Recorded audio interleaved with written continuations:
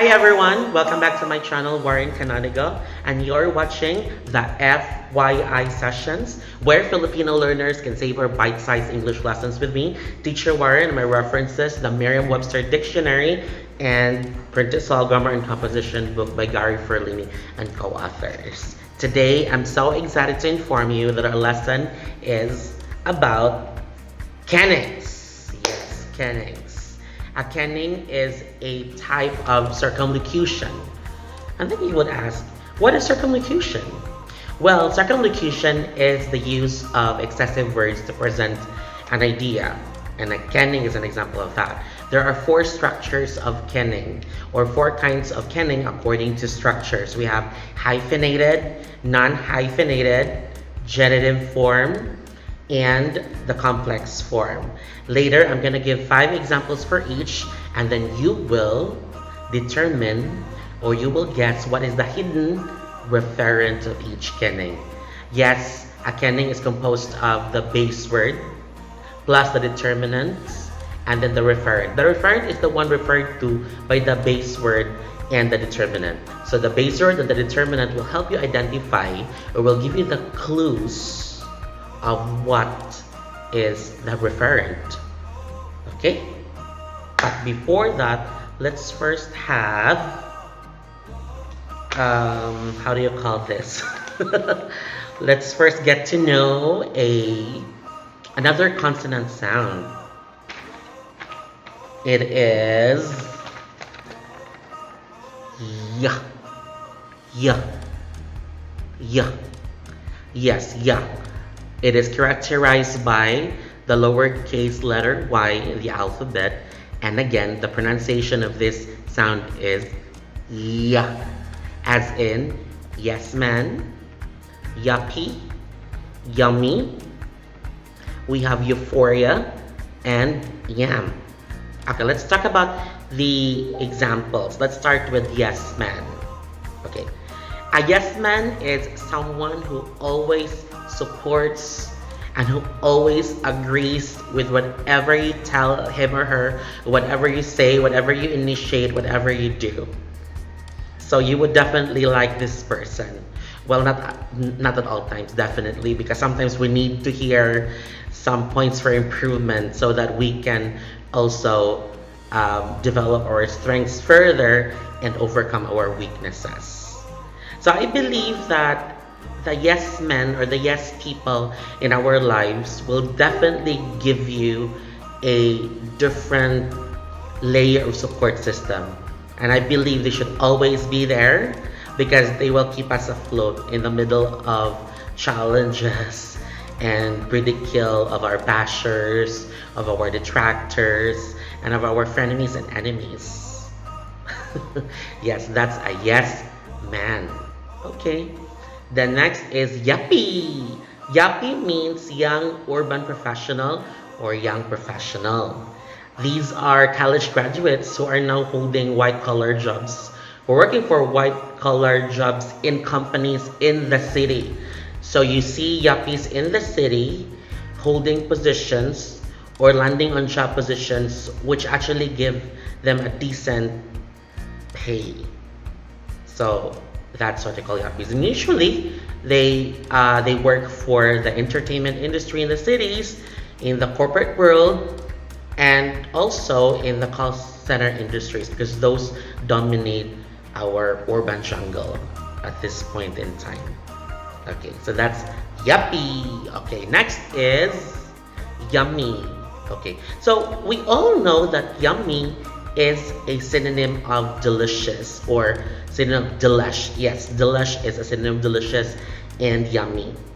And when we hear this word, the first thing that comes to mind is usually food.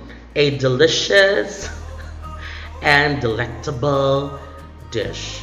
But actually, yummy can also refer to someone who is physically attractive.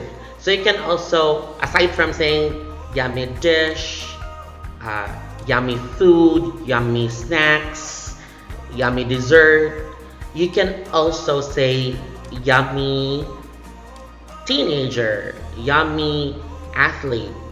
But somehow, for people with delicate sensibilities, the use of yummy to refer to an attractive person sometimes can yield a negative connotation. So if you're very sensitive to how those people would feel, definitely you stop using yummy to refer to an attractive person. Just, stick with the food thing. Okay? But as long as you don't have any negative intention, that's perfectly fine. Okay, next is euphoria. Euphoria is a state or a feeling of high spirits, jubilation, elation, bliss, happiness. It's like happiness raised to the power of 100. Okay, if I want to be circumlocutory with it. So that's euphoria. And I just really hope that people would realize that we can achieve euphoria.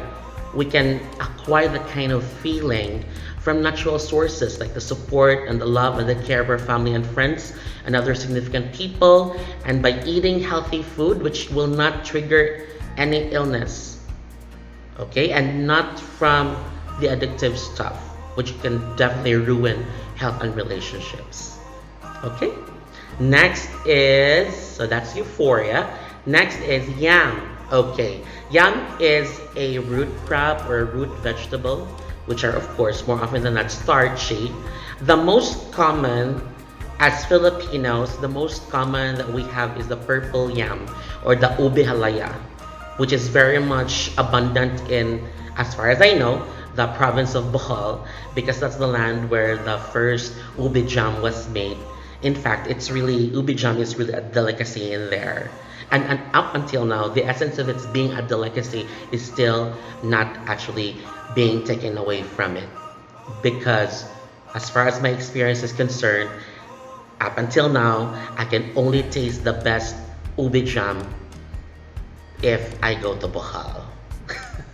Okay, so that is yam. So again, yuh as in yes man, yuppie, yummy, euphoria, and yam. Okay, thank you very much. Okay, so let's now have the presentation of the 5 examples for each structure of kenning. So I will present the kenning and then you will guess the referent. Okay, let's start with the first one, hyphenated. So the first 5 examples are hyphenated kennings. They're hyphenated because in between the 2 component words there is a hyphen, this one. Okay, so it's a compound word which has a hyphen, so it's called hyphenated kenning. In a hyphenated kenning, the first word, let's say in this example, the first word is mother. So mother is the base word. And then the second word right after the hyphen is what you call as a determinant. In this case, the determinant is Mother Nature. And what do you think is the referent of this kenning, Mother Nature? Yes, very good. Earth. Okay, or the environment in general.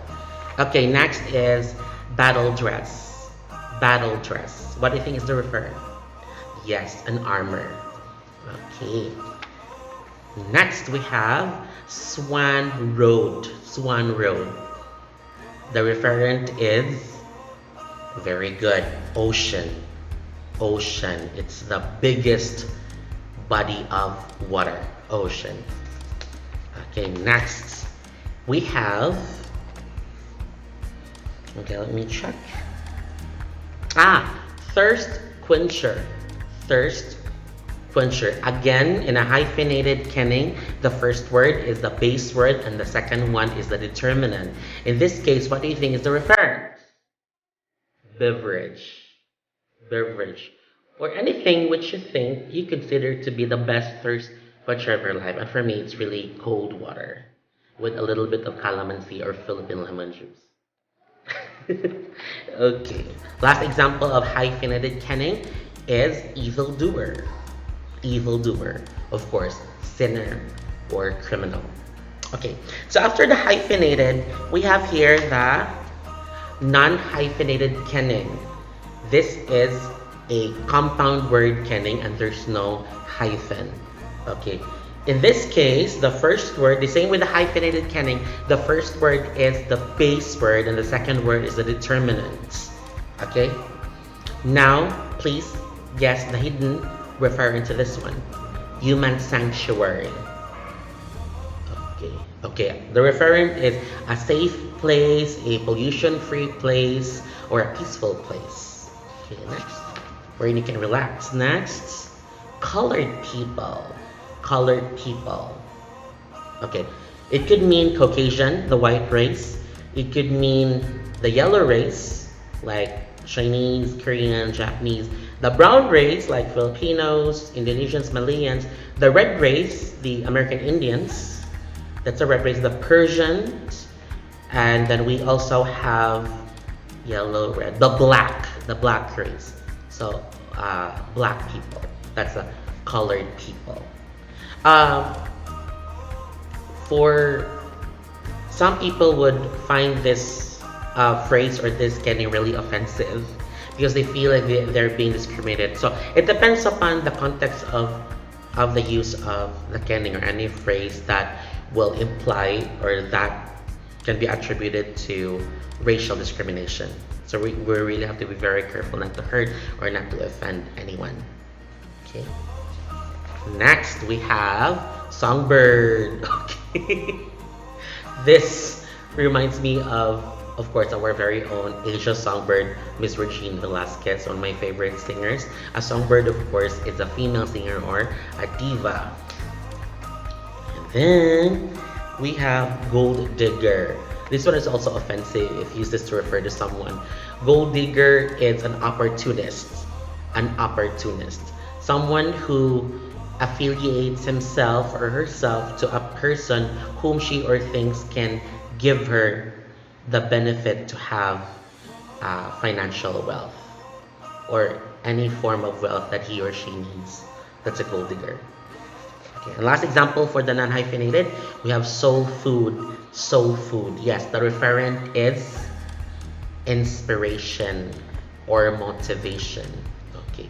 Pep talk. That's the essence of pep talk. A pep talk is a speech which used to encourage people and to motivate people. So the lesson that you can get is definitely considered a soul food. Okay. Next, the third structure is the genitive. The genitive structure or the genitive kenning is structured like this. There's a noun, which is the base word, and then the determinant is in the form of a possessive noun, hence the use of the apostrophe s. So again, this is the possessive noun modifying the noun, which is brain. So that, okay, that's your clue. That's a structure of a genitive phrase kenning. It's a possessive noun and the noun it modifies. And you will know that it's possessive because of the use of apostrophe s. Again, in a genitive kenning, the base word is the noun, the main noun, and the determinant is the possessive noun, the one with apostrophe s. And for the referent, you have to guess, okay? So computer's brain. Very good. That is Central Processing Unit or CPU as its initialism. Okay, next is Cupid's arrow. Cupid's is the determinant, and then arrow is the base word. The referent is, of course, romantic or erotic feeling. Romantic or erotic feeling. When I saw this kenning, the first thing that came to mind was the song popularized by Rachel Alejandra, a Filipina diva, also one of the greatest Filipina singers, in my opinion, of course. And she released this song entitled Mr. Cupido, or in English, Mr. Cupid. Okay. Okay, next is Adam's temptress. Okay. So we will actually base our answer from the ancient Palestinian literature. from the biblical scriptures. And we all know that Adam's temptress is Eve. Eve. Okay. Reminds me of the gold, the fruit, the red one, kind of like an apple. Okay. Next is mother's father. Yes, mother's father. A mother's father is our lolo in Tagalog and in Cebuano Visayan. And then in English we have grandfather. Grandfather. Or informally, grandpa for short. For a short version of it. Okay, next, father's sister is our auntie, or the clipped word of auntie is aunt. Auntie or aunt. Okay, next structure. The final structure of a kenning is the complex form, or the complex kenning. And these are the components. It is composed of a noun and a prepositional phrase. Why is it the prepositional phrase? Because of is a preposition and love is a noun, and when you combine them, it forms a prepositional phrase. Again, preposition of plus a noun is equal to a prepositional phrase. In this case, the prepositional phrase is of love, which is the determinant, and the base word is goddess. So in a complex kenning, remember that the noun, the first word, is the base word, and the prepositional phrase that follows is the determinant. And SOP, standard operating procedure, you will guess the referent. Okay, the first is goddess of love. What do you think is the answer? Okay, so according to Roman mythology, the goddess of love is Venus, and the ancient Greek mythology counterpart is Aphrodite. Again, Greek mythology, Aphrodite. Roman mythology, we have Venus. Venus, Aphrodite. Okay, goddess of love. She is the mother of Cupid. Next is king of pop. King, base word, of pop is the prepositional phrase. Refers to, of course, the legendary Michael Jackson. Okay, couldn't really forget. If I hear someone mentions his name, or if I see his picture, the song that would immediately come to mind is Thriller. It was really, I think, the biggest hit, as far as I know, of Michael Jackson. Okay, next is Tree of Life. Tree of Life. I am very happy and I'm so proud that our country, because it's tropical, has lots of these trees. The Tree of Life is coconut. Primarily because from what I have read, you can use all its parts for survival or for nourishment. That's why it's called Tree of Life. Okay, next, Lake of Fire. Also from literature, Lake of Fire is, yes, hell. Hell, okay. And King of the Jungle. We can also get this from literature. King of the Jungle is the lion. Because according to what I have read, the reason why lions are considered to be the kings of the jungle, it's because they are at the top of the food chain. They're actually some of our greatest predators. Okay, so thank you very much for being with me in this episode. I hope you liked this lesson just as much as I really had fun preparing this video for you, and I'm excited to upload a lot of more videos in the future. I'd like to say hi to my former students, Ray Gilica, and to my pretty niece, Janela Villaver, who requested for a lesson. Yes, I will definitely prepare for that. Okay, so bye for now. Have a great day. Bye-bye.